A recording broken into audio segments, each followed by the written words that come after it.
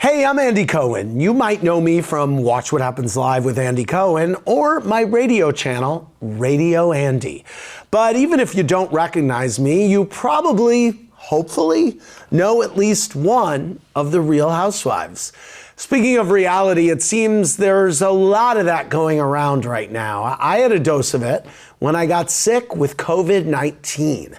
I survived, and it left a sweet sense of my own mortality and a deep appreciation for life. But what if I hadn't made it? My friend Anderson Cooper has said sometimes when there's a sudden death, people end up focusing on the way that person died as opposed to the way they lived their lives. I think about that, and I wonder if I had died from COVID, is that what people would have focused on? Is that how I would have been remembered? I sure hope not.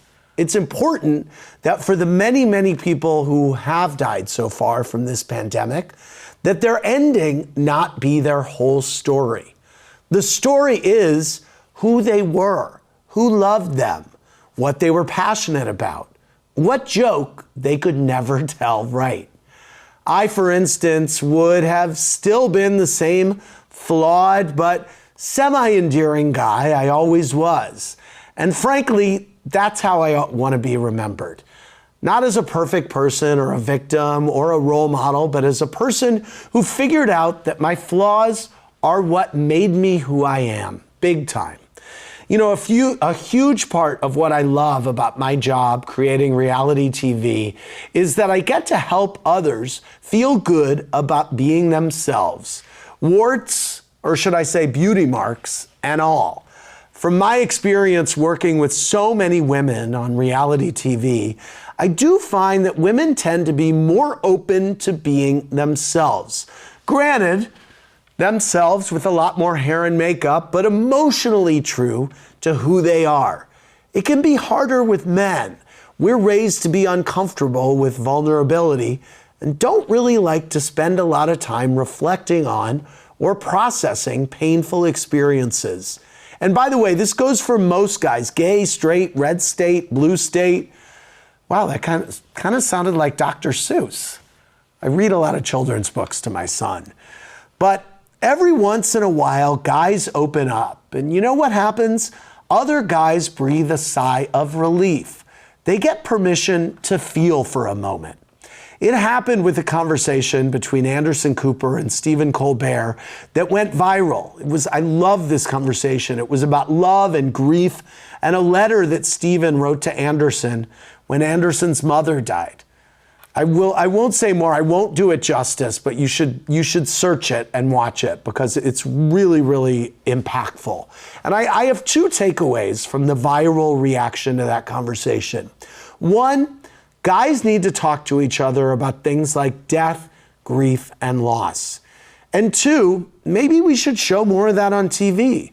Maybe the images and stories we create about and for men in popular culture aren't giving us the words to use and ways to show up for other people who are experiencing tough things.